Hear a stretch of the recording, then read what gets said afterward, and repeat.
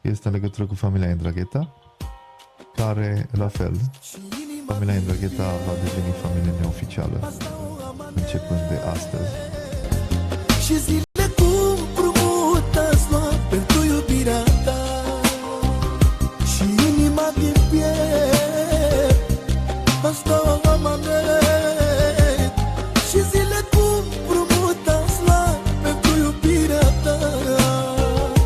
Am vrut să spun, dar nu am avut clar.